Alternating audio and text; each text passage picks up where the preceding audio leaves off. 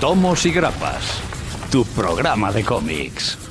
Pues vamos a hablar de una obra indie que viene del pasado, nos llegó en nuestro presente, pero nos hablará del futuro, un futuro redneck lleno de cuervos, de cuernos, de ciervos, de animalicos, de cerdicos y de graneros, obviamente. Y vuelve aquí al programa el amigo Jeff Lemire con este Sweet Tooth, que ahora llega ya recopilado en 2 tomos en ECC después de una muy larga espera. Estamos hablando de una serie de 2009 de Vértigo y que nos llega hace escasamente pues casi un año, algo menos. Una obra que además dentro de poco también tendrá su adaptación en Netflix. En el futuro mucha gente del mainstream hablará de estos y el señor Robert Downey Jr. saca este proyecto adelante. Pero nosotros ya tenemos esta obra, ahora sí, por fin aquí en papel, por aquí cerquita, y hemos disfrutado de esta odisea apocalíptica, extraña, que nos presenta aquí señor Jeff Lemire, en uno de sus primeros trabajos también dentro del sello Vértigo. Para hablarnos de esta obra, pues tenemos aquí pues a grandes granjeros, por ahí Joel, que se trae camisa de cuadros, con los deberes hechos. Hombre, a tope con la franela. ¡Viva Jeff Lemire! Ese es tu santo y seña, ¿no? Ya. Sí. Viva la franela. Tope con el cuadrito. Sí que es verdad que, por ejemplo, aquí Sweet Tooth lo vais a ver, que tiene mucha alegoría a la camisa de leñador. Aquí, por ejemplo, es algo que practicamos bastante en Tomos y Grapas. Mariano Cholakian, no sé por allá en Argentina cuánto de rednecks estáis, si os gusta mucho la leña, más allá de echarla al fuego. La madre tierra nos castiga, nos moriremos todos. Los pandemias tendrán cuernos a la nariz de chancho. Ay, perdón. Me tomé muy en serio todo. Me asustó este cómic. Sentí que podía llegar a pasar de tener un hijo así medio híbrido. Pues la verdad que mola. Es que son chavales mojos, son divertidos. Y me puse conspiranoico, además. No lo he contado en la intro. Estamos hablando de un cómic pandémico, ojo. Que esto también ahora mismo va en contexto. Nos llega tarde, pero nos llega muy a huevos. Es una cosa que por eso que decimos que nos habla de presente. Señor Lord, por ahí desde las estrellas. ¿Qué tal? Pues la verdad es que un cómic que ahora mismo lamentablemente pega mucho, ¿no? Pero yo tengo que decir que la excusa de leerlo ha sido este programa y me ha flipado. O sea, es un cómic que me ha encantado. Bueno, ahora lo comentaremos, pero sobre todo por lo rápido que se lee, es espectacular. Unos ritmos, ritmo frenético, ritmo de la noche, que quizás Tom Grappa en su momento en Estados Unidos tendría que ser una cosa que dices, madre mía, que Bendis esto... Bendis se lo ve claro, pero ahora sigue autocontenido, ¿no? En 2 tomitos, pues es otra cosa y se lee de otra forma. Gonzaga. Joder, pues si ya la gente sufrió con la historia de Bambi que iba de un cervatillo, el que lea la historia de este cervatillo lo va a flipar en colores, porque vamos. Anda que no le pasan penurias al pobre chaval. Es gente muy triste. Es el posapocalipsis es lo que tiene. La gente lo pasa un poco putas. Posapocalipsis y trasunto de coronavirus, o sea. Todo, tiene todo. Todo mal. Juanjo Palacios. Hola. Pues lo que da vértigo es que siendo una de las primeras obras de Lemire tuviese tan buena base. O sea, que apuntaba maneras ya en el 2009. Que sí que hablamos ya, previa a esta, su gran odisea también fue, su gran epopeya fue SS County, y ahí ya plantaba mucha base. Sweet Tooth maneja eso, además una serie bastante larga. O sea, que bueno. Señor Garrido. Muy buenas tardes, bienvenidos a la pandemia mundial que hace que seamos mejores personas. De aquí saldremos mejores. Sí, saldremos mejores. O más jodidos. Spoiler, no. Pero lo dicho, bueno, pues aquí estamos con nuestro amigo Gus. Gus, que el pobre hombre sufre de no solo efectos pandémicos, sino que sufre de los efectos de una educación no reglada. Así que, amigos, llevad a vuestros niños al cole, que es importante. Ese es mi consejo. Porque le pueden poner los cuernos si no van al cole. Efectivamente. También es importante, que intentad que os pongan los cuernos lo menos posible, pero las cosas son así. Claro, que, bueno, depende. Si tu padre es un poco, pues, puto loco, como el padre de Gus, te van a ir las clases raras. Vas a salir un poco raro. Si tu padre balzó después de una borrachera, pues pasa lo que pasa. Pero bueno, es el Sweet Tooth de lo que te trae. Sweet Tooth, una obra, como decimos, publicando 2009, Vértigo, Yellemay, pues sí, eso pasaba en el pasado. Joel, ¿qué nos cuentas editorialmente hablando un poco de esta obra? Porque, claro, es que es raro, ¿no? Es de estas que reclamamos mucho diciendo, pero bueno, esto está inédito, por Dios. Sí, es curioso porque esto se publicó originalmente en Grappa ya por septiembre de 2009 bajo el sello que tenía DC Vértigo. Lamentablemente ahora ya no tenemos Vértigo aquí. Y se estuvo extendiendo durante 40 números hasta enero de 2013. Y hasta bien poco entrados este año no nos ha llegado aquí a España. Pero bueno, ahora ya lo tenemos aquí en el sello nuevo de DC Black Label, recopiladito en 2 volúmenes perfectos para entrar a ello. Para entrar a leer, es un poco. Sí, es un poco lo que decían, ¿no? Por ejemplo, hicimos en YouTube, aquí también en el programa, un especial de Yellemay, si queréis repasar toda la trayectoria de él, que también te da mucha base para comprender un poco las obras que a lo mejor estamos más acostumbrados o estamos entrando más por cosas como Gideon Falls o como Black Hammer ahora mismo, que mucha gente está entrando ahora, ¿no? Y también hay que conocer esta faceta de Yellemay como autor completo, que también hablaremos, y donde pues se trabaja de otra forma. Las dinámicas son otras, pero se nota mucho la base de Yellemay como cineasta también. Recordemos que él estudió primeramente cine y dijo, el puto loco, me voy a dedicar al cómic. Se te está yendo. Me voy a dedicar al cómic. Que no me cuesta dinero contratar a nadie, puedo hacer los escenarios que yo quiera. Y al final todos son una granja, pero puedo tener la granja tan grande. Puedo tener la granja que yo quiera, con las plantas que yo quiera.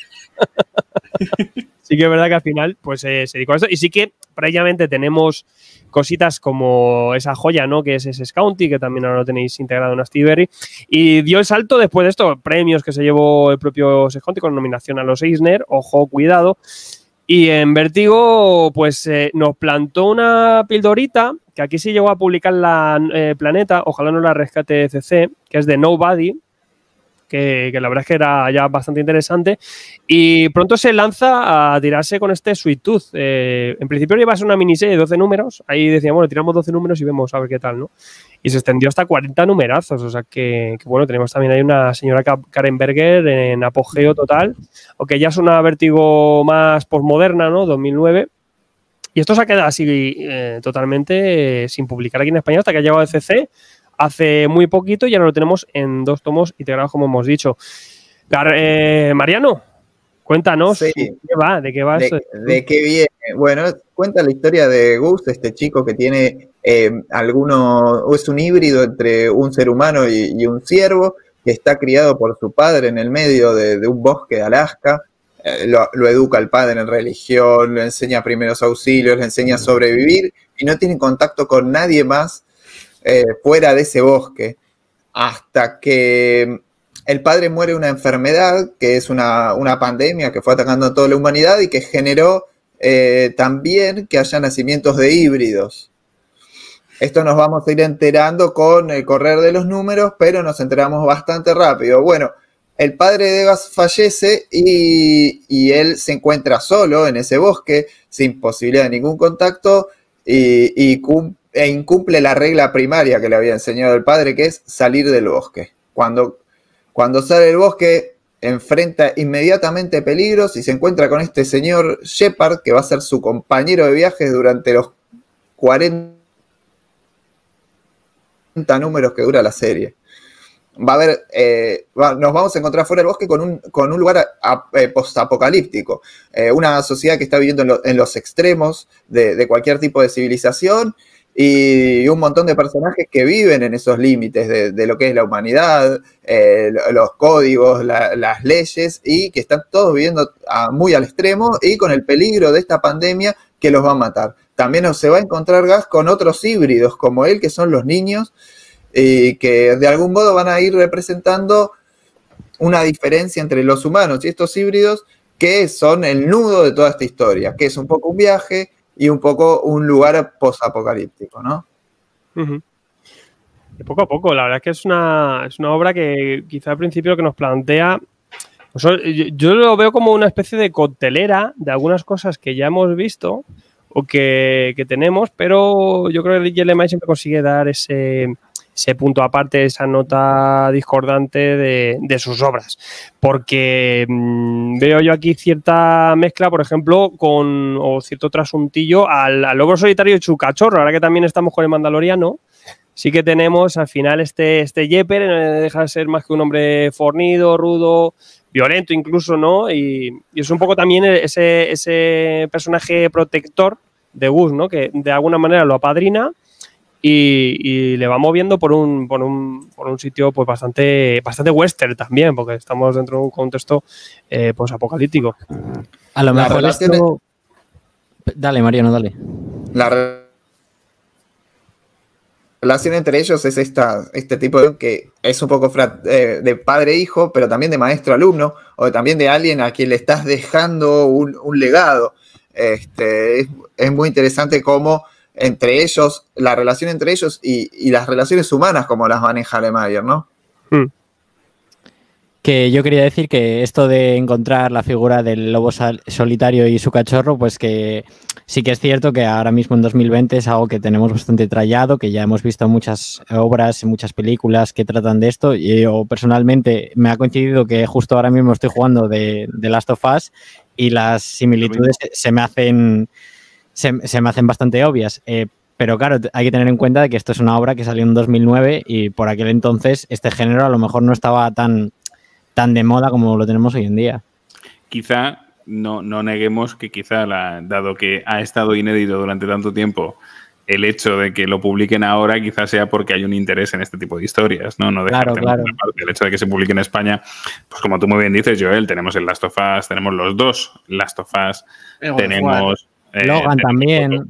Tenemos Logan, tenemos el viejo Logan, que en cierto modo pues también tenemos esa parte, tenemos por supuesto el Mandaloriano, pero bueno, esto se editó antes de todo el pepinazo mandalorianístico. Entonces al final también es una idea que decir, bueno, pues si este tipo de historias interesan, pues vamos a traer esto, ¿no? Al final Lemaier es un personaje ya en sí mismo, ¿no? Que ha sido, por lo menos en España, ha sido tratado de forma bastante desigual a lo largo del tiempo, ¿no? Y que se han ido recuperando sus obras con el tiempo. Sí, yo que lo digo, no deja de ser un tipo que hace cómic de autor. Lo que pasa es que lo ha llevado al mainstream y ha estado trabajando en Marvel y en DC. Pero él siempre tiene él podría encajar perfectamente aquí como un autor español, ¿no? Que publica estas novelas gráficas, ¿no? Yo creo que él ha trabajado desde el género underground o de autor hacia lo mainstream, pero no dejamos de tener, o incluso vemos como en Black Hammer a veces al público general le crea cierta chispa cuando él recurre a lo que ha hecho siempre, ¿no? Trabajar con gente muy indie, muy alternativa, o incluso naif, ¿no? Y buscar esas claves que ahora encajan muy bien, porque estamos en este tipo de gustos que, de forma general, todo este tipo de ejercicios se han aceptado mucho más y comercialmente funcionan más. Pero él es fiel a eso. Y yo creo que estas obras, sobre todo estas que están más al principio de su carrera, tiran más por esto. Y además con otra clave, con ese lado siempre humanista. Yo creo que es donde siempre consigue Lemaier empatizar al lector y hacer que nos guste o que dé un puntito más a sus historias. No solo un entretenimiento, aquí por ejemplo no es solo una historia posapocalíptica, sino que es que tenemos ahí un lado humano que siempre va a despertar curiosidad y empatía por el lector, ¿no? Bueno, perdón, dale, Mariano. En ese punto me hace recordar muchísimo a The Walking Dead, que entra en esta coctelera. Sí, porque claro, pasa a un segundo plano el mundo post-apocalíptico en algún punto. Y en realidad es una plataforma para contar historias sobre personas. Sobre lo que sienten las personas en determinados momentos y hacia dónde podemos ir como seres humanos. Y me parece muy interesante en este contexto para leer.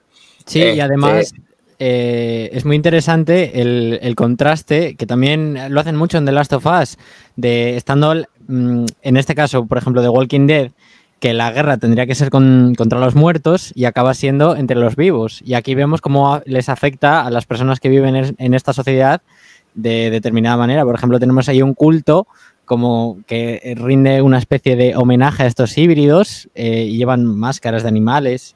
O luego tenemos pues a los milicianos que están ahí haciendo de las suyas. Maldito miliciano. Pero no llega, por ejemplo, a los niveles de series como Walking Dead, que hay momentos de ¡wow! Todos, ¿no? Es mucho más comedido. Y aunque entran cosas como pues, que estamos comentando, ¿no? Típicas, pues eso, la figura del protector, el lado humano, el momento, o sea, lo que es el espacio apocalíptico, lo conjuga todo de una forma bastante comedida y no sé a vosotros, pero yo creo que engancha, es decir, es que te lo fundes. Como lo ha dicho antes Alfredo, dice, ¿cómo sería esto en grapa? Pues no sé, porque te volverías loco esperar cada 15 días o cada mes cómo saliera, porque es que hay momentos que es muy interesante. Entonces, la historia en sí, podríamos decir que es, entre comillas, sencilla por los escenarios que hay, pero, ostras, es que te mantiene pegado todo el rato. Los momentos de flashback son muy importantes y cómo te lo vas desgranando todo poco a poco, ostras, dices, esto al final es una obra que tiene un empaque, ¿no? Que tiene un peso.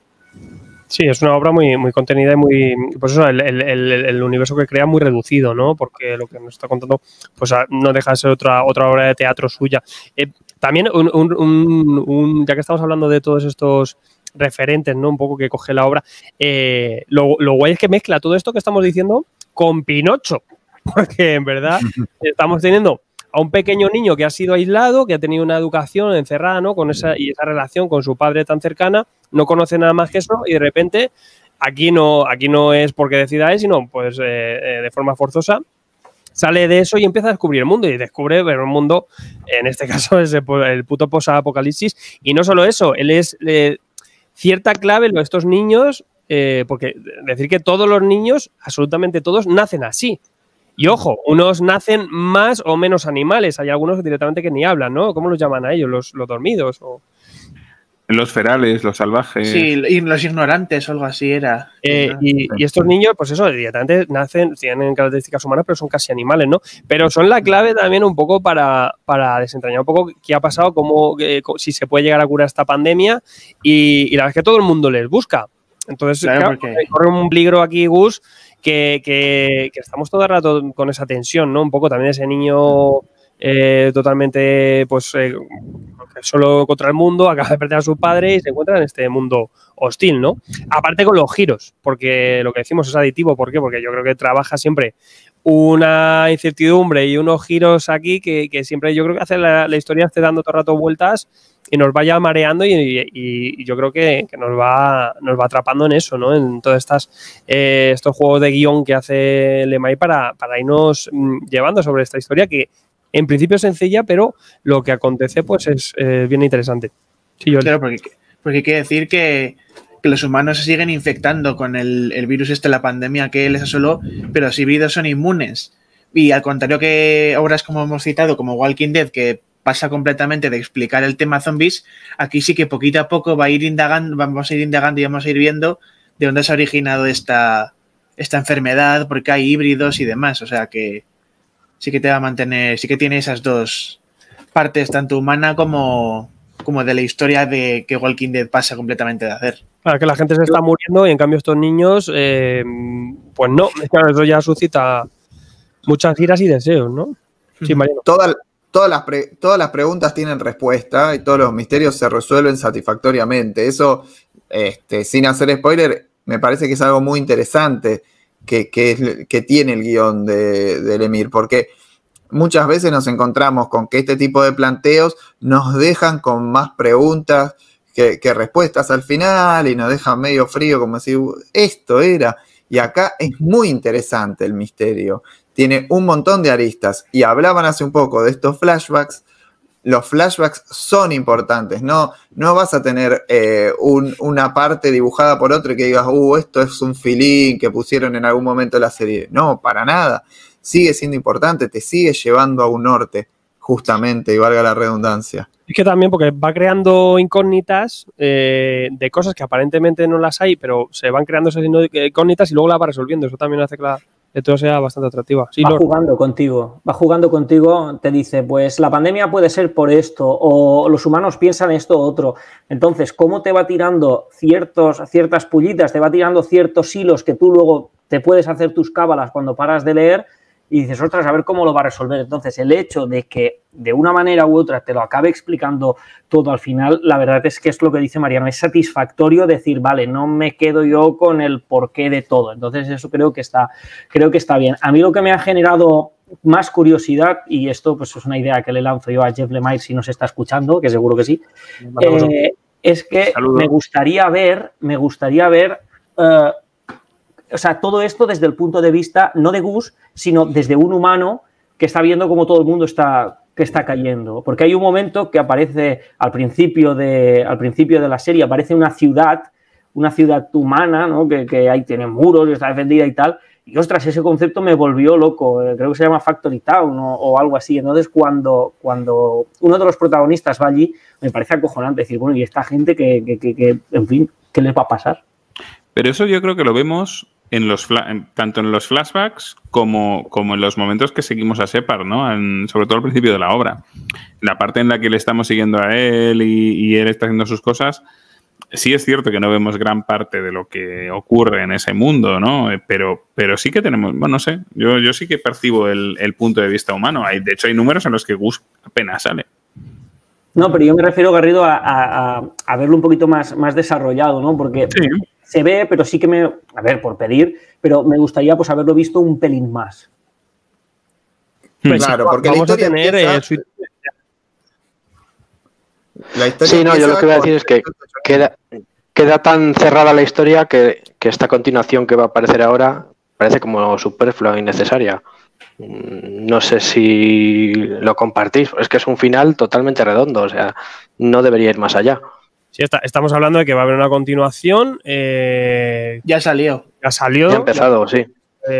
To the Return, con el mismo equipo, con José Villarrubia también de color, que también hablaremos ahora de él. Y no sé si la habéis leído o veis un poco, porque es ya bastantes años después, ¿no? Esto. Como... Yo sí. No, a ver, sí y no. Al final, en el último capítulo hacen como un salto de tiempo muy tocho y entonces te cuentan las cosas que han pasado en ese salto de tiempo. De último capítulo. Pues también un poco esto pues ha salido también a colación un poco de pues para alimentar un poco la máquina de Netflix, ¿no? Le habrán dicho, vale, ok, compramos esta serie, pero dame más, haced algo más para mezclar. Ya sabemos que luego, por ejemplo, en Umbrella Academy cogieron muchas más cosas, ¿no? Incluso se zamparon todo el material que ha habido para luego tirar un poco, ¿no? Puede ser, o a lo mejor simplemente por el tirón. Yo creo que va al hilo de la serie de Netflix, que al final es un movimiento que ha hecho Netflix al perder todas las series de Marvel, pues el ir adaptando otras series, pues ya también más cercanas a DC incluso, y pues está claro que esta continuación sale pues para aprovechar ese tirón, como también pasó con Umbrella Academy. Tampoco hay que alarmarse para que salga un tercer integral de eso, todavía va a caer. Pero sí que esta obra ha estado tantos años cerrada y está cerrada y totalmente autoconclusiva. Luego, pues aquí le van a dar una segunda vueltita, pero sí que yo creo que se queda bastante redonda, ¿no? Sobre todo, pues lo que decís, despegar esas incógnitas que te van enganchando, ¿no? Es que parece que no, pero yo es que lo veo muy simple la obra, fíjate, el planteamiento, pero te va atrapando. Yo fíjate que incluso venía de esta obra, creo que la leí junto a Royal City y no sé si estamos preparando cerca del programa de Sweet Tooth, que me encantan y tienen un pozo humano pues bastante profundo, ¿no? Y va tirando un poquito más a tocarte la patata. En cambio, yo Sweet Tooth lo vi como más mainstream o más tirando a por el entretenimiento, ¿no? Jugando un poco con el guión, con la acción. Yo veo casi de terror. Lo vi... Y tiene toda esta coctelera de cosas que quizá ya has visto. Y en una primera lectura la vi más sencilla, incluso la vi que no era de los mejores trabajos como autor completo, más o menos, de Lemire. De hecho, lo veo mucho más. Yo creo que también esa llegada de Vértigo fue un poco de, pues bueno, voy a hacer algo un poco más que pueda funcionar al público general, ¿no?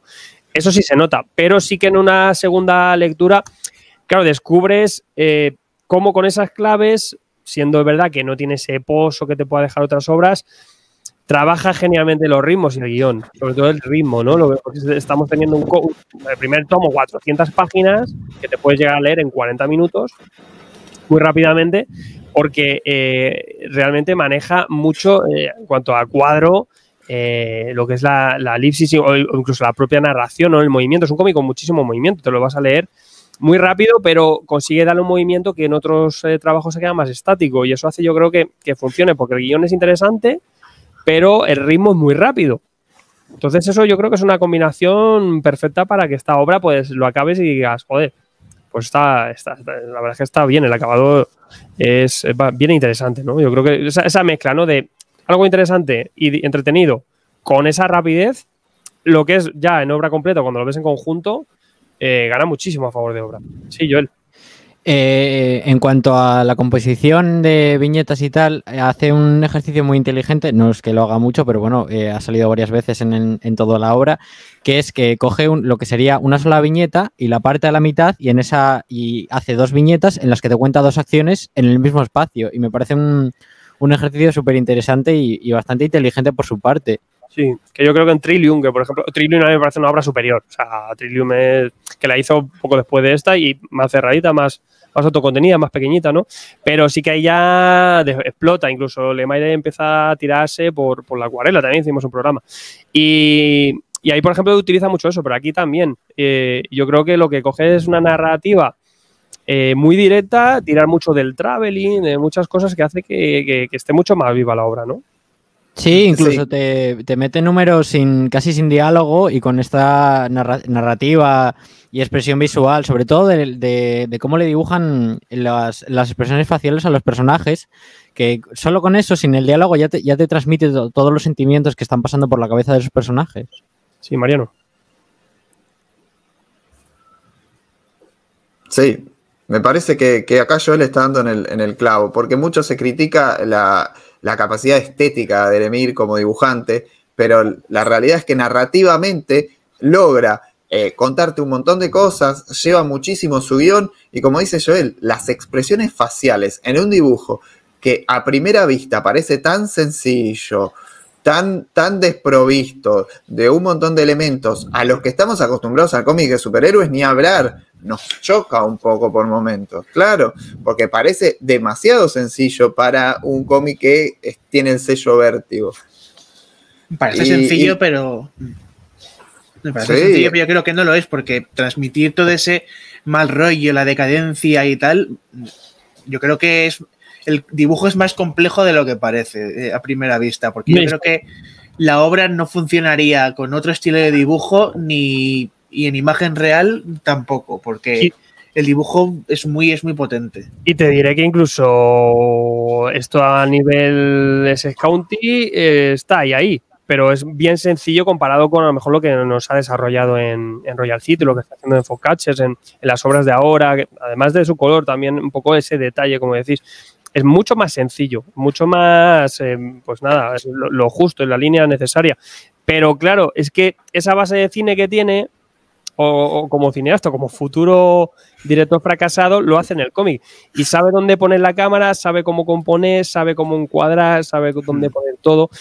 Y eso hace no solo que vaya a favor de lo que es toda la narrativa, sino es que va a favor de obra y de lectura. O sea, y hace que no sé, que consigamos una experiencia distinta. Es este tipo de lecturas que notas esa fluidez, notas esa rapidez, no sabes bien por qué es, y en verdad tiene esa base para que tú no encuentres ni un solo tropezón por el camino a nivel visual. Y eso no lo hace cualquiera. Esto lo hace gente así como le va, yo creo. Sí, Mariano. Sí, lo que tiene Lemire como dibujante es el mismo mérito que tiene como guionista. Detrás de una pantalla de sencillez tiene un montón de complejidades, porque así como pasa en el dibujo, en el guión también, porque trabaja un montón de temas complejísimos como la religión, la inocencia y la infancia y la pérdida de la inocencia, las nuevas generaciones buscando un mundo mejor, también mete un mensaje ecologista. Entonces, si uno sigue la superficialidad, va rápido la historia y se queda con esa acción, con ese mundo posapocalíptico y poco más. Y lo mismo con el dibujo. O si uno se queda solamente en decir, es medio feo y va rápido y punto, no llega a ver toda esa riqueza que deja, con los enfoques, con las narrativas, con las expresiones, todos esos elementos que se van perdiendo, incluso jugando con el color, ¿no? Con los cambios de coloristas. Sí, señor. Los cambios de dibujantes. El tema de que además ya no, sea rápido y que sea un viaje también implica mucho movimiento. Yo creo que otra cosa que también ayuda mucho y que todavía no hemos destacado es el tema de que hay momentos desde el primer capítulo, ¿no?, que son explícitos, ¿no? Es decir, la muerte, es decir, un flechazo en la cabeza. Entonces eso ya hace que te despiertes, ¿no? Que estés al loro de dónde estás, que al final es un mundo cruel, es un mundo, vamos a decir, entre comillas, duro, y entonces, pues, creo que eso ayuda mucho a que de repente, cuando parece que todo está tranquilo, pues das como un pequeño bote y dices, cuidado que aquí te puedes morir también y te puedes morir muy mal. Me ha venido a la cabeza, como dices tú, es cruel, es explícito, tiene esa violencia que tiene un cómic posapocalíptico con un mundo abocado al infierno, pero y además con ese acabado que tiene Lemire, o debe ser también por ver esos niños animal, queda todo caricaturesco. Pero también es un poco la caricatura humana reflejarla, y además en un punto extremo como es una situación así, de una pandemia que nos va a mandar a tomar por saco a todos. Joel. Sí, Mariano ha comentado que trata lo de la pérdida de la inocencia, y es que precisamente mediante la recreación de esto, de, como decía el señor Lord, de tirarle a uno un flechazo en la cabeza, matarte a personajes así porque sí, que no le tiembla la mano a la hora de recrearse en ser explícito con muertes muy violentas, y precisamente al tratar estas acciones hace que se desarrolle un montón la personalidad de Gus, porque le vemos que empieza siendo un niño súper inocente que no ha visto nada en su vida, y cómo, según avanza la historia y van pasándole todas estas cosas, que ve morir a gente, que ve cómo el señor Yepper se parte la cara con la gente por él, por defenderle. A través de eso, él va madurando y creciendo como persona hasta llegar un poco incluso a imitar esta característica del señor Yepper de volverse valiente y dar la cara a él por los que lo necesiten. Sí, pero tampoco traiciona sus ideales iniciales en eso. Y ahí es muy interesante el salto generacional. Cómo la nueva generación de chicos híbridos viene a decir, bueno, el mundo tiene que ser de otra forma, el mundo tiene que cambiar.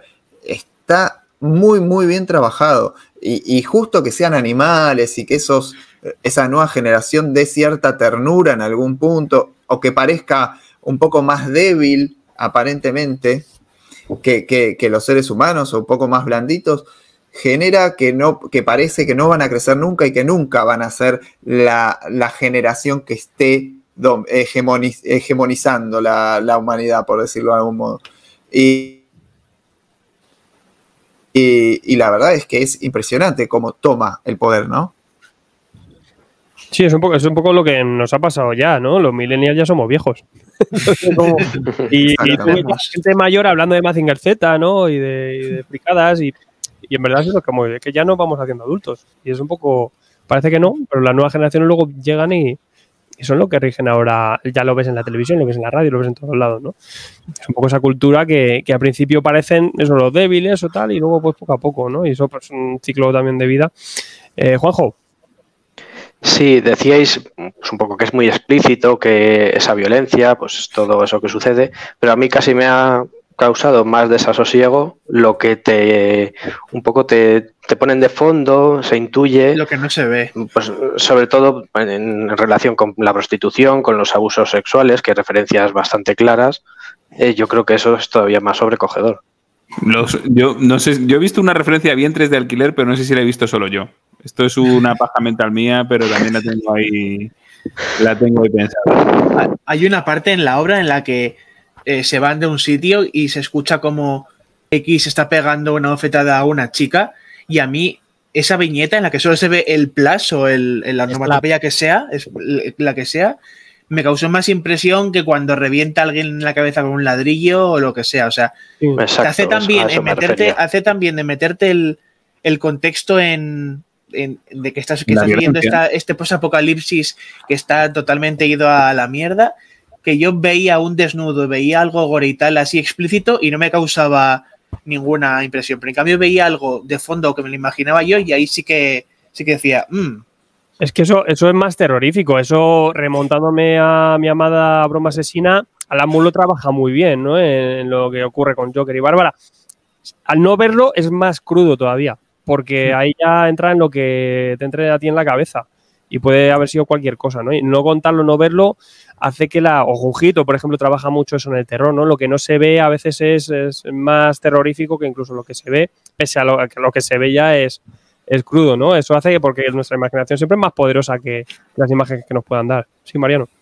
Sí, además de algún modo esto que resaltan Juanjo y Gonzaga, también tiene que ver con la pérdida de la inocencia, porque un niño, un ladrillo en la cabeza, lo entiende como violento, pero no, los niños no ven esa prostitución escondida que cuenta la obra, o ese abuso hacia el hermano, o cómo está el trasfondo. O sea, los niños necesitan verlo directamente, no llegan a entender los segundos significados. Y realmente madurar tiene que ver con eso, con decir, uno que ya es una persona adulta, le impresionan muchísimo más esos significados, esas cosas que no te muestran, que las que te muestran en primer plano. Ahí es donde gana muchísimo el trabajo de Lemire, tanto como dibujante como, o sea, en el autor completo. Es impresionante lo que hace el tipo. También otro de lo que habléis, otro tema y además que tiene que ver con el madurar, ¿no? Y el crecer en esta historia es cómo uno se tiene que apoyar en los otros y cómo tienen que constantemente que estar confiando, ¿no? en la otra persona, lo que les propone el de al lado, ¿no? Y cómo muchas veces nos confiamos y nos llevan al hoyo, ¿no? Se trabaja incluso varias veces, ¿no? Durante la obra es recurrente, ¿no? Es el tema de la confianza y los peligros también de ser quizá demasiado confiado, ¿no? También es un poco el cuentecito o lo que decimos, esta referencia a Pinocho.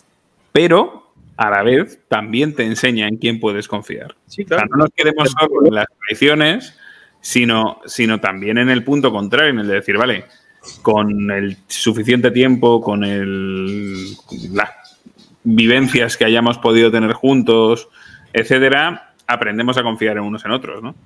Sí, y aparte de eso, primero te tienes que dar unas cuantas pedradas. O sea, de hecho es el proceso natural. Primero te das unas cuantas y después ya empiezas a aprender a seleccionar, ¿no? Es un poco, pues eso, hacerse más mayor te hace ser más zorro, ¿no? O saber un poquito también con quién tratar. Aquí te habla todo eso en un contexto extremo, ¿no? En el que irte de la mano con la gente, pues supone que te la líen parda. Por cierto, nos ha recordado imaginar cambiar a todos los híbridos como si fueran mutantes de X-Men. Porque había un momento en la obra en que me lo planteé y dije, joder, es que esto puede ser perfectamente una historia de X-Men. Sí, Día del futuro pasado. Sí, es totalmente. Temidos y odiados por toda la sociedad. Efectivamente. Y siendo la siguiente línea evolutiva. Efectivamente. Luego también solamente que no tiene esa capacidad agresiva, porque ahí también está el juego de toda la historia, es decir, estos híbridos que supuestamente representan un peligro para los humanos, en realidad son lo más inocente y lo menos dañable que existe, salvo en algún par de casos particulares. Sí, pero salvo cuando tienen hambre. Sí, pero los casos que son peligrosos es porque están siendo obligados por un humano normal, si te fijas. Claro, es un proceso, para ellos es un proceso de aprendizaje. Es que no voy a entrar en spoilers, pero es que al final ellos lo que están haciendo es que acaban de aparecer como especie. Prácticamente llevan 2 días, entonces tienen que aprender todo lo bueno y tienen que aprender todo lo malo. Entonces nosotros a Gus al principio lo vemos como un niño, ¿no? que está siendo instruido por su padre y sobre todo bajo los preceptos de Dios. Creo que deberíamos destacar y deberíamos hablar un poco cómo se trata el concepto de la religión y concretamente de Dios y ya no solo el cristiano, sino que se topa con otras deidades, con otras creencias y al final ahí el choque te lleva a muchas cosas. También el concepto de la ciencia y la religión, cómo hay personajes que cambian eso y entonces creo que a mí pensaba que esa parte se me haría pesada cuando dices a ver hacia dónde va a encaminar esto y para nada. Sí, las religiones son muy interesantes porque además esa llegada de dioses sobre la tierra y qué harían si nos vieran, porque eso muchas veces uno se lo pregunta durante la vida, si llega a venir una deidad a esta tierra de nuevo, ¿qué haría? ¿Cómo reaccionaría? Bueno, puede reaccionar en términos del Antiguo Testamento como se ve en algún punto. Porque tienes por un lado los que dicen que toda la pandemia fue causada por Dios, luego los que dicen que estos híbridos son los nuevos dioses, entonces tienes un montón de trasuntos aquí de religiones. Y luego los que dicen que la aparición de estos nuevos seres son los que causaron la pandemia. O sea, efectivamente. Hay opiniones. Aquí de todo, aquí de todo. Claro, Aquí de todo. hay teología, hay cienciología, si quieres. Y la ciencia también se critica esa ciencia de el fin justifica los medios, ¿no? De cualquier experimento no vale y a veces pues se han hecho un poco, y aquí en la historia de la humanidad pues han hecho algunas perrerías a veces. Y aquí lo muestra en este contexto, ¿no, Joel? Todo esto está súper bien representado en la figura del doctor este que se le suena al grupo en cierto momento, porque vemos que es un científico, que él es primero está fiel creyente de una cosa, pero según va avanzando la historia y según va investigando más, cambia totalmente de ser un científico a un creyente. Yo podríamos decir que es un poco el concepto de la redención. Sí, sí. De hecho, desde el principio no le vemos como parte, o sea, él está haciendo su trabajo, pues no le queda otra, pero tampoco se regocija en su trabajo, sino todo lo contrario, ¿no? Sí, mira, una cosa que hace muy bien, no sé cómo lo hace, a lo mejor ha sido solo yo, que de primeras te das cuenta de quién es mal tío y de quién no es mal tío en esta obra. De repente llega uno diciendo, os voy a ayudar tal, y puedes decir perfectamente si tiene o si no. Sí. No sé cómo lo hace el Lemire, pero... Sí, porque a mí Gonzaga me engaña una vez.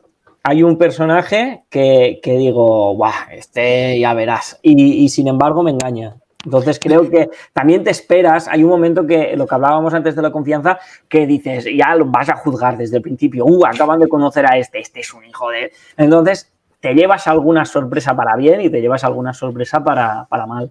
Yo creo que crecemos todos con Gus en ese sentido, porque de hecho al principio, yo cuando lo leía, yo al principio confiaba en mucha gente.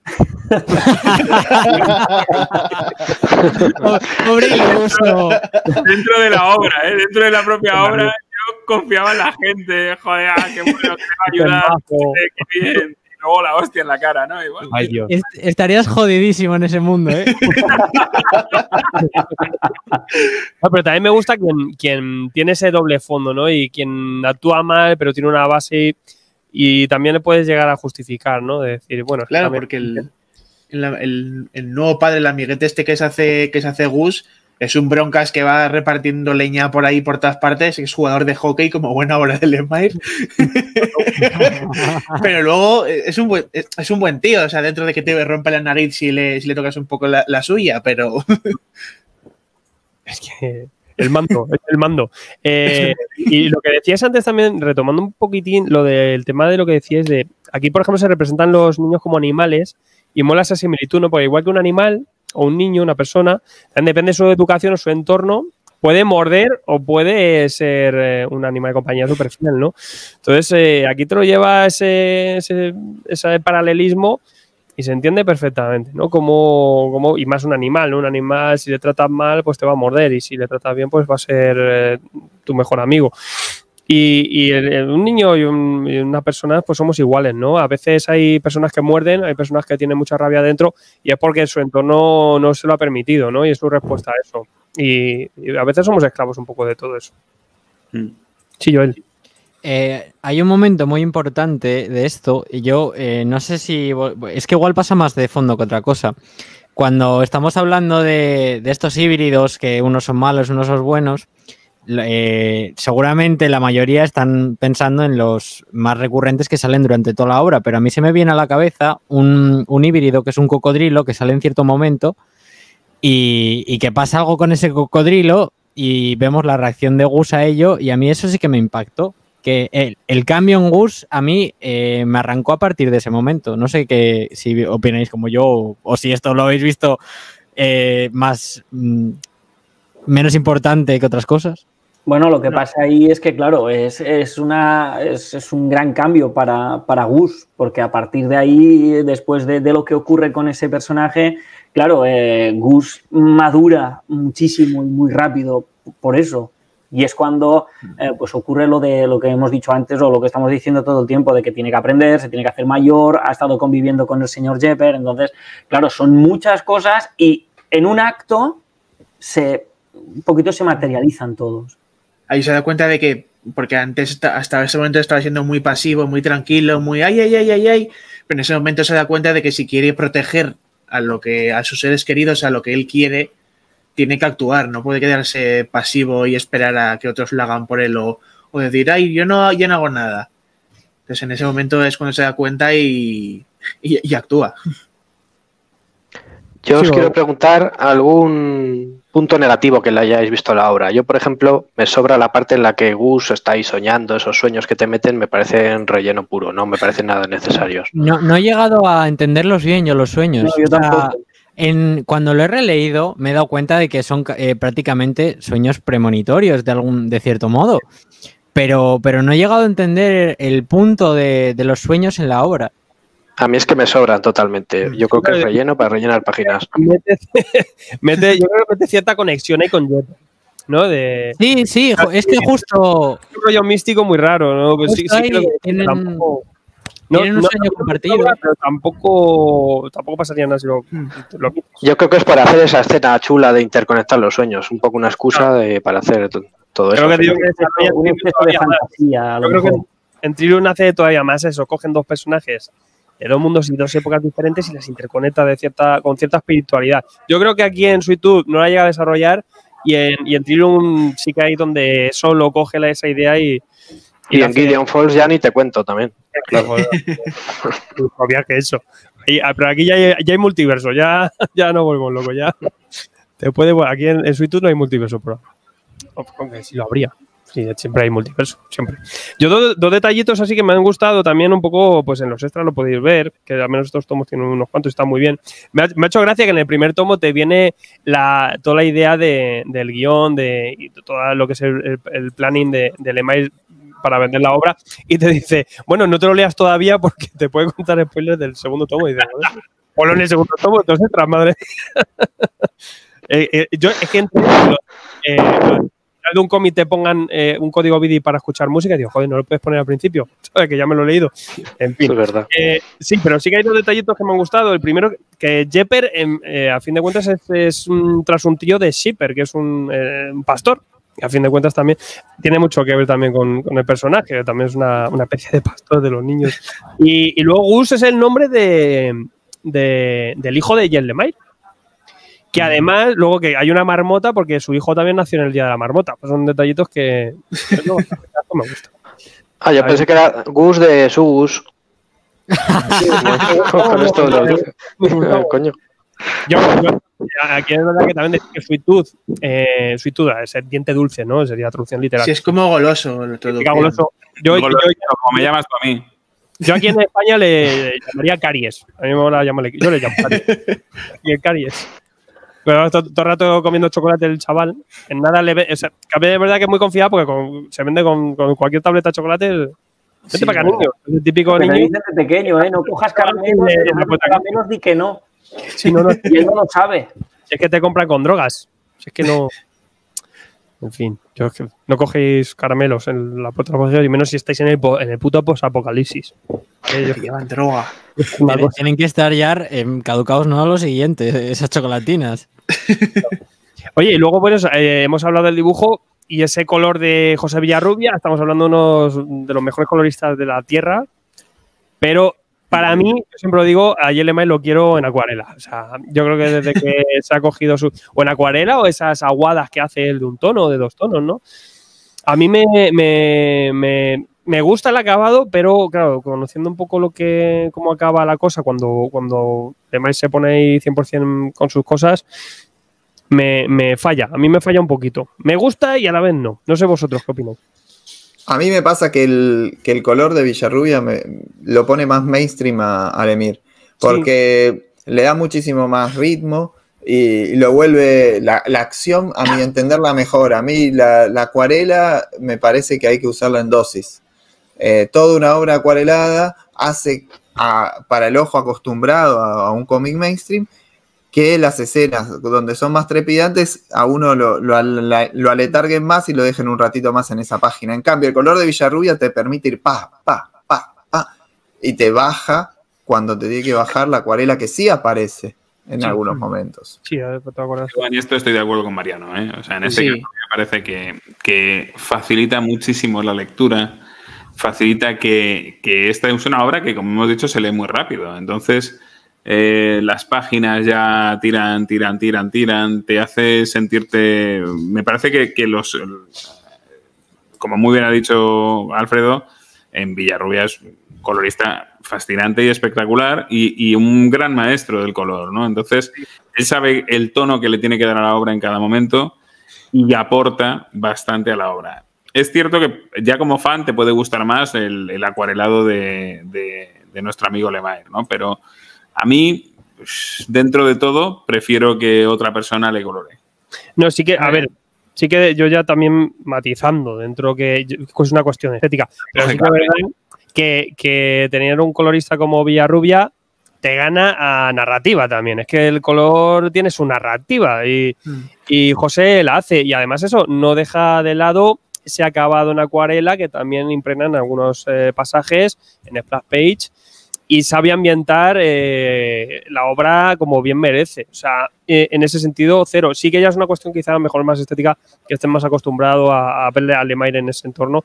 En Trillium pasa lo mismo, sí que en Trillium ya cogía... Hablo bastante de Trillium porque es obra posterior justo. Y ahí sí que ya Lemire sí que en algunos pasajes él decide tirar esas acuarelas, que también está José Villarrubia.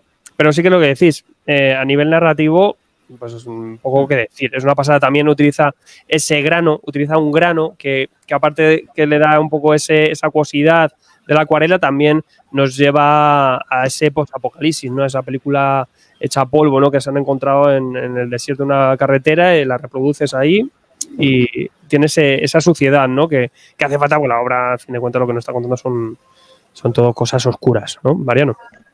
Sí, yo creo que ya lo charlamos en algún programa anterior, pero siempre está lindo repetirlo. Hoy es el color, lo que era la tinta en la Bronze Age.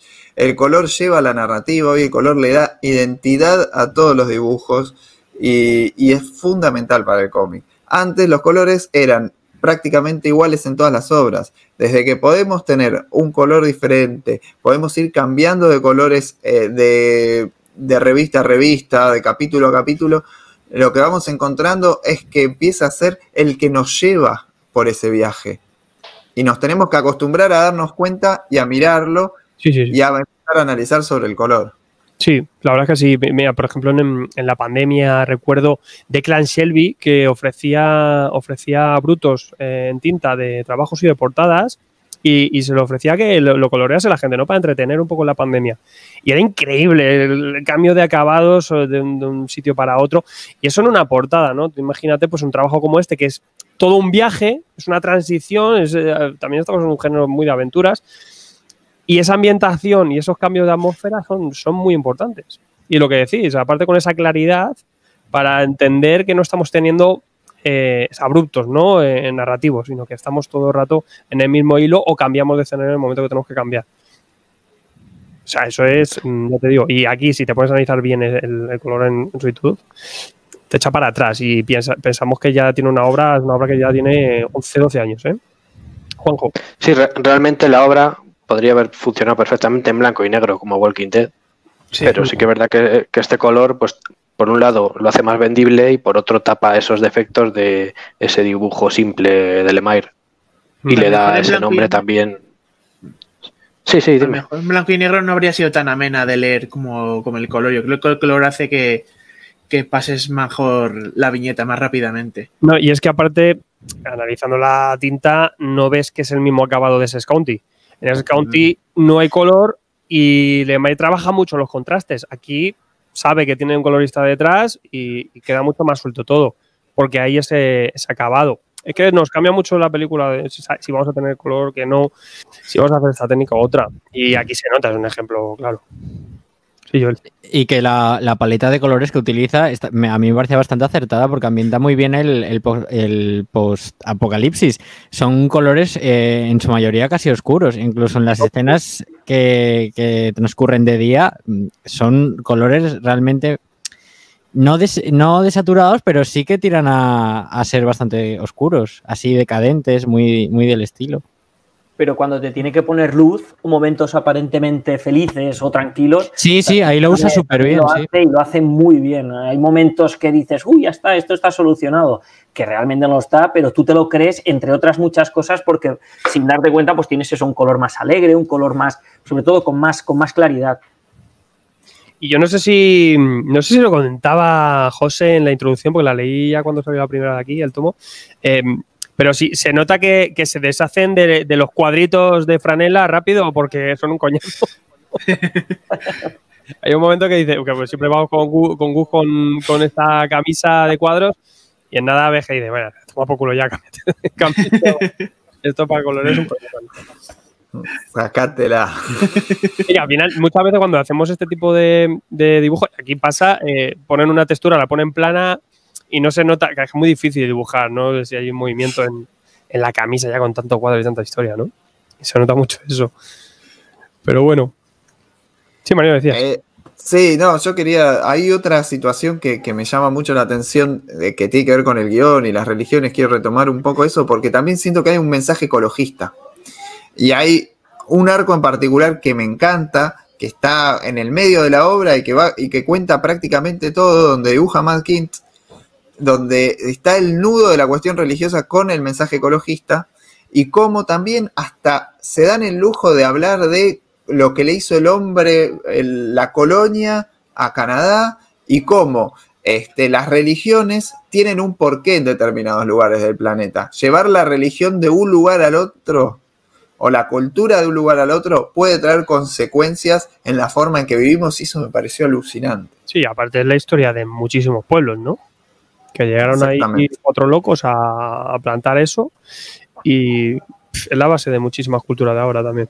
Sobre todo, por ejemplo, en América. Sí, totalmente.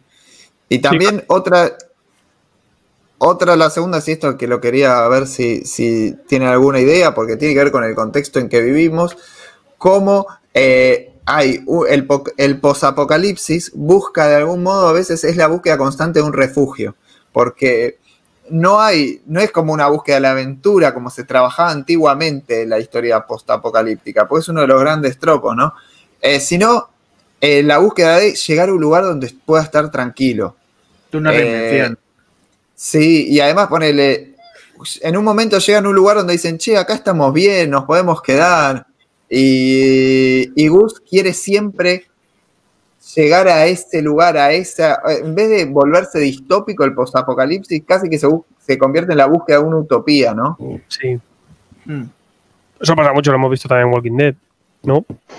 Pero es lo que te sentarse en un lugar. Porque tú quieres llegar con Gus al fin de la cuestión. Entonces, si por una de aquellas, ¿no? En el momento concreto en el que tú dices, Mariano, pasa, pues que Gus dice, pues me quedo aquí. Dices, pues ya la hemos liado, se ha acabado ya no sé cómo termina esto. Entonces, de alguna manera, ese ansia de querer llegar al origen de todo, pues yo creo que está muy bien.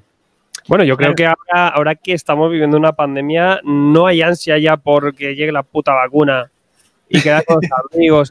O sea, hay realmente, ¿no? Incluso a veces es como unas ganas, o no frenesí, ¿no? Que vemos incluso que no nos pueden contener las ganas y queremos llegar a ese punto de confort en el que estábamos. Queremos llegar a ese en el que estábamos. A lo mejor no llegamos nunca, ¿no? Pero queremos volver a eso. Joel. Claro, yo me pongo en la piel de Gus y, dadas las circunstancias, también querría llegar al origen de todo y saber qué está pasando, porque tanto están diciendo que si la culpa es mía, que si no, pues, oye, uno dice, oye, que yo ya quiero acabar con esto, por favor. Dejadme, no me toquéis los cuernos. Bueno, y decir también que vamos en principio, es una noticia, ¿no? Netflix adquiere derechos de Sweet Tooth. Parece de coña, ¿no? O sea, llega aquí a España, de repente salen estas noticias, como, pero esto ha revivido. Y de todas las cosas que ha hecho JLMI, pues es curioso, ¿no? Sweet Tooth, Robert Downey Jr., intereses ahí, la quiere producir, quiere salir también en la serie y es posible que salga adaptación. Sí, John. Yo quiero dejar aquí constancia, ¿vale? Que esto lo he dicho yo a diciembre de 2020, que si Robert Downey Jr. sale en la serie va a ser el Doctor. Queda dicho y queda registrado, ¿vale? Joel lo predijo. Pues yo cuando estaba leyendo la obra, sabiendo que la iban a adaptar, dije, ¿cómo van a adaptar esto? ¿Cómo lo van a hacer? Porque la pueden cagar tanto, o sea, partiendo de la base de ver cómo van a hacer. Es que más es Netflix. Y lo van a hacer de terror, no sé, tengo Locan Key aquí, de decir, ay, que la van a si cagar, es que Netflix lo más que ha hecho de terror ha sido la primera parte de Bly Manor y no era nada gore ni explícito ni para más de 18. Te tengo que corregir, para mí lo más de terror que han hecho es Death Note, que da miedo de lo mala que es. Pero eso da miedo en otro sentido. Sí, lo mismo, quería preguntar eso, yo no lo veo adaptable. Puede ser que tiren por otro derrotero y pueda funcionar bastante porque tenemos una ambientación Fallout y tal, pero creo que puede quedar un poco chorra. Robert Downey Jr. fuera de Marvel lo ves un poco más Dr. Dolittle, algo así, no sé, yo le veo un poco más le veo más, no sé, en un contexto más de comedia. Te puede quedar raro estos niños en pantalla, yo lo veo pues quizá extraño. Lo que sí está claro es que quede como quede. Aquí tenemos también ese efecto Locan Key. Después mucha gente se acerca al cómic, cosa que celebramos. A ver, si hacen como en The Voice, deciden hacerlo para más de 18 y sin cohibirse ni nada, pues adelante. Pero siendo Netflix, no creo que vayan a hacerlo para más de 18 ni que vayan a decir adelante con todo lo mal rollero que veas. Sí, yo no sé si habéis visto quién va a hacer de Jeopard, pero os vais a quedar locos, ¿eh? Ah, pero está confirmado. Vamos, aparentemente, por lo menos, no sé si está confirmado al 100%, pero el actor que nos ponen, sí, pero el casting sí que está, porque de hecho han dicho que James Brolin va a ser el narrador omnisciente, pero es que nos ponen aquí a Jeopard, que es el negro grandote de Juego de Tronos, que dices, mira, por favor. ¿Quién? Es que como en Juego de Tronos, cuando en que estaba con Daenerys allí, es que no sé ni cómo se llama el personaje. Sí, pero es que dices, el gusano, pero, sí, ¿Ese? Dice, pero, el gusano gris. Pero eso es lo que estoy viendo. Dices, ¿pero qué me estás contando? Pero si es un personaje que es la viva imagen de Clint Eastwood y me pones a es que vamos a ver. A Josh Brolin todavía, pero ese. Pues, o sea, o no, fíjate que yo ahora viéndolo. Bueno, el doctor ya te digo que no, que es Adel Akhtar, que es un actor británico. Sí, pero el Nonso Anosi que te hace de Jeopardy, dice, ¿pero qué me estás contando? Que casi prefiero que me hubiesen puesto a Gus negro. O sea, dale tiempo. A mí eso me da igual, pero sí que me parece hombre. A ver, es que si tienes al arquetipo de héroe de western, no te cargues ese arquetipo tan gratuitamente. Ponme otro personaje que no sea un arquetipo tan claro. Pero hay que verlo. Vamos a ver. Juanjo, hay que verlo. El niño es un niño que tampoco sabemos bien. Christian Convery, un niño que habrán cogido al casting. No tiene... un Rubiales random. Sí. ¿Estáis seguros de que lo que estáis viendo es la adaptación de Netflix? Porque me parece que es otra cosa, ¿eh? Es lo que van diciendo, sí. Hombre, el IMBD. Sí. Para mí es arriesgadísimo. A ver, la serie originalmente se iba a hacer en Hulu, pero yo no sé si en ese momento ya tenían algo de casting hecho. Yo creo que esto ha sido a raíz de que en mayo... Lo que dices de Jeopardy, pues eso es un hombre súper fuerte, pero sí se le ve también muy bonachón, o sea que puede quedar algo... Es que no sé qué tono le pueden dar, entonces puede llegar a funcionar. Yo sí que espero de no encontrarme lo mismo. Entonces, si yo creo que cuando han querido hacer lo mismo, la han cagado. O sea, yo quiero otra cosa. Para empezar, pues me gusta el casting, porque me cambia ya un poco la película. Si le das el tono que tienes que darle, que no sea el mismo, pero que funcione, que conjugue, pues... Como en The Voice. Como en The Voice, perfectamente. Es eso, le han cambiado muchos personajes y el resultado ha sido bastante bueno. Yo creo que hay que hacerlo diferente. Lo que queda luego raro es cuando quieren clavar el TVO, porque en el momento que te falla una pata, ya se te desmonta todo el cuadro. Entonces hay que hacer un cuadro nuevo, pero que funcione. Entonces, bueno, yo creo que esto sí tiene la clave para que funcione en una serie y habrá que cambiarle ciertas cosas, pero perfectamente. Habrá que esperar. Yo creo que vamos. Lo que pasa es que puede quedar un tono raro. Sí que en Netflix luego pueden quedar... Pobrecitos los defectos especiales que para hacernos verosímiles esos híbridos, ¿no? Sí, claro, es que uff. Ahí hay mucha tela y eso va a ser muy complicado. Me da un miedo. Yo me lo estoy hacer efectos prácticos. Y qué va. Efectos Mi prácticos. cabeza quedó rarísimo. Solo maquillaje deberían hacerlo. Bueno, yo nunca tengo muchas ganas de ver estas cosas. Y siempre es muy posible que luego los cancelen. O sea, que luego se quedan siempre luego. Yo más por curiosidad que por otra cosa. Como sea como el Satanás de Sabrina, vamos apañados. Hostia, qué duro, ¿eh? Pero O durísimo. sea que... Yo solo que siempre lo celebro, que después que salgan en Netflix ya hace que la gente lo compre y lea estos cómics. Que digo, Sí. joder, ¿os hace falta de verdad una adaptación mala para entrar a leer estas cosas? ¿Será posible? ¿Será posible de verdad? La respuesta Más es o sí. menos todo. Es que eso Para mí, si no tiene nada Sí. que ver, da igual, la gente. The Voice, la última reedición, ha durado 2 semanas. 2 semanas. Increíble. Pero además es diferente. Haya leído mucho superhéroe, porque. Además, si la obra original es diferente a la adaptación, la gente como que se siente más guay, como más culta. Dice, pues yo he leído la historia original, que es diferente. Entonces se sienten como mejor, les incita a comprarlo más. Lo que está claro yo creo que estos escaparates, Netflix o los servicios de streaming, son un gran escaparate para el cómic y yo siempre lo celebro. O sea, no me interesa, no tengo ganas, pero lo celebro. Es una cosa que a fin de cuentas pues, Que hay exista. celebrar. Que nos pongan ese escaparate y que haya esa retroalimentación, ¿no? Entre Hollywood necesita historias buenas que están aquí y luego nosotros necesitamos más lectores. Para mí es un reconocimiento por parte de Hollywood de que el cómic es absolutamente superior en narrativa y en imaginación. Y Sí, es a ver. muchísimo más arte que cualquier película. Si supiera la gente la cantidad de películas que están inspiradas en cómics y no lo saben, Más las Pero que una no salen, borrada de ellas, Dios. más que no salen, ¿no? Hace poquito ¿Sabíais que Sí. la serie esta de Netflix de The End of the Fucking World es un cómic, ¿no? Por ejemplo. sí. Sí, y es muy bueno el cómic. Es que Es lo mucho tengo, Es lo mucho tengo mejor. aquí y ojito porque, o sea, no tiene nada que ver. Porque además, lo que pasa muchas veces con las adaptaciones es que lo hacen muchísimo más liviano. Y particularmente The End of the Fucking World y el otro que es I'm Not Okay With This. Sí. Lo hacen muchísimo más liviano, es reducido en calorías. Muchas veces pasa eso con las adaptaciones. Así que. Sí, sobre todo si la cancelan en la primera temporada. Más liviano que eso. Sí, ni hablar. Bueno, pues con Netflix aquí, o sea que bueno. Y sí que también hubo cierto problema con ECC, no sé qué, el segundo tomo, el tamaño en algunas ediciones, que en alguna tirada pues quedaba, no sé si 2 centímetros más alta una que otra, se creó cierto revuelo. Yo la verdad es que adquirí los dos y no vi tampoco ninguna diferencia, no sé, tampoco... La gente que se vuelve loca con estas cosas, hombre, que Yo tampoco- circuló una foto un par en redes sociales y ya eso, de verdad, aquí yo por ejemplo en la tienda noté que el segundo tomo nadie se acercaba. Ya viene reedición del segundo, pero no sé, yo te digo que no encuentro diferencia.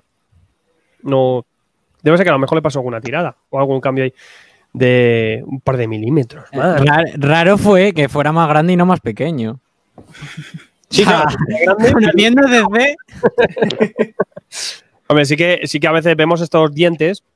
Sí que hay un fallo por guillotina en imprenta, que eso es imposible de no saltarse. Lo vais a ver en publicaciones en millones, no sé, en tomos de Panini, en tomos de Tiberri, en tomos de CC, es en todas, que realmente pues ese cambio de milímetros es imposible de clavar a huevo. O sea, simplemente por producciones, por la producción que tiene un cómic o una publicación en imprenta.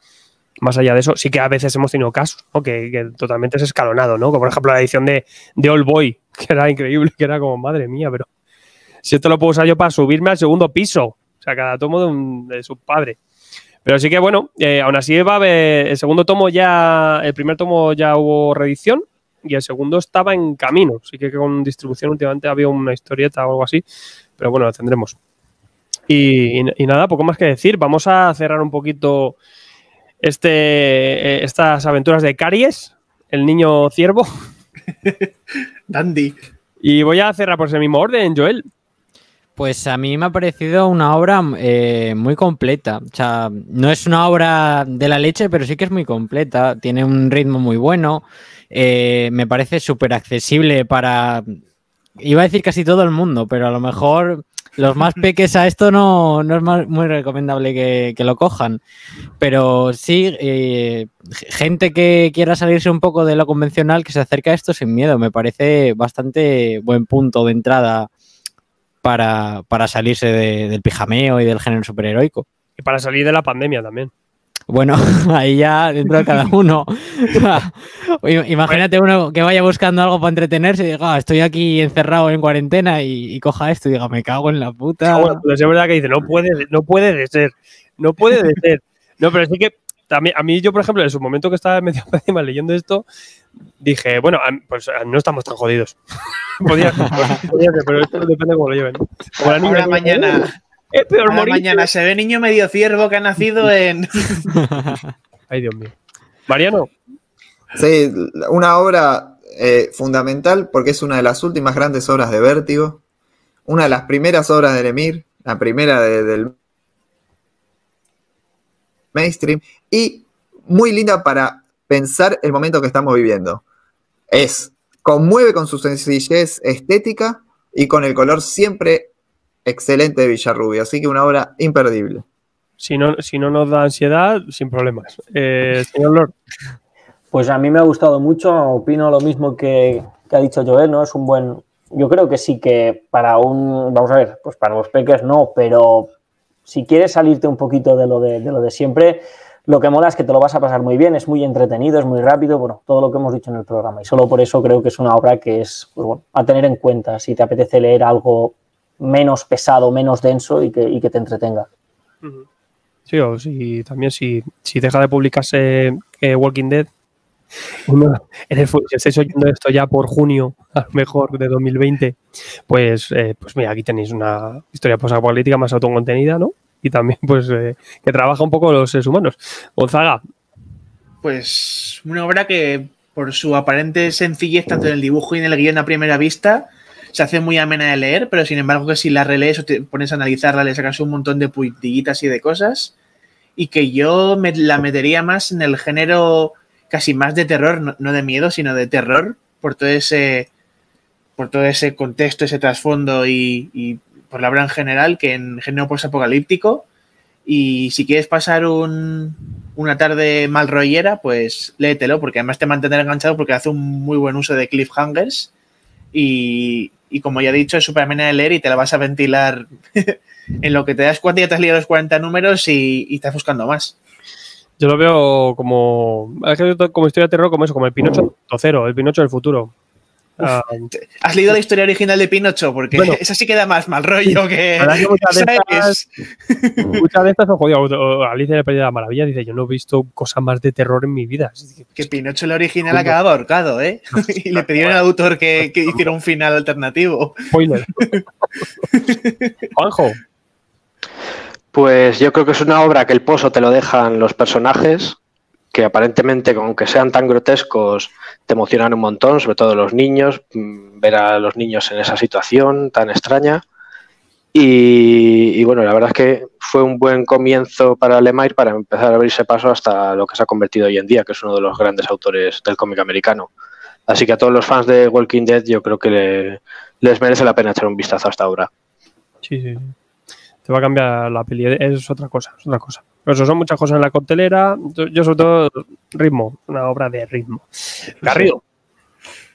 Bueno, pues por mi lado, lo dicho, volvemos con Lemire a una tierra más granjera, pero futurista, pero a la vez al final hablamos de lo mismo, siempre.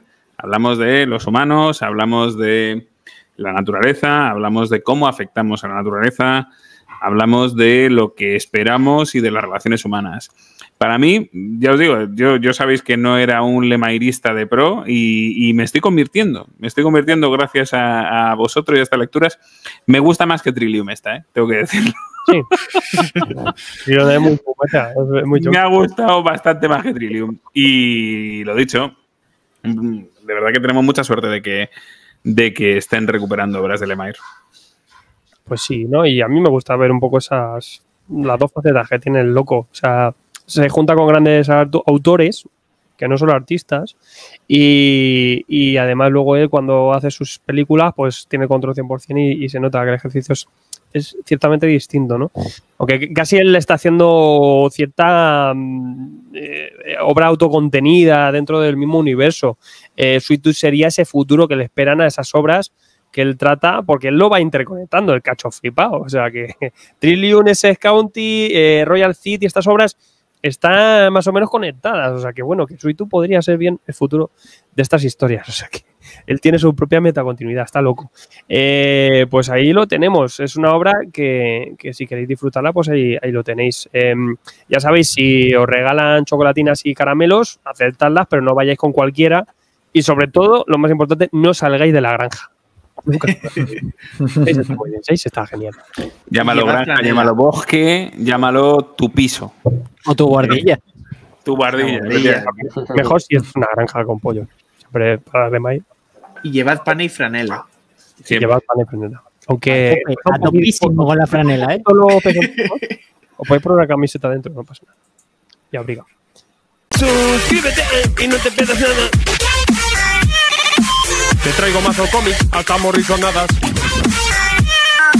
Si no lees cómics, es una cagada.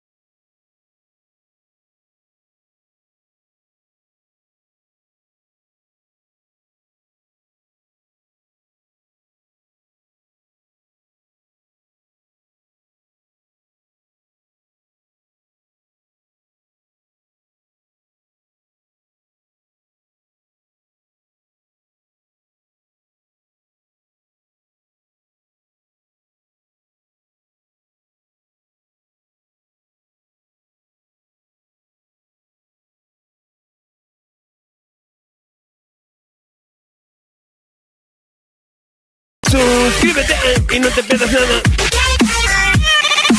Te traigo mazo cómics, hasta morrisonadas. Si no lees cómics, es una cagada.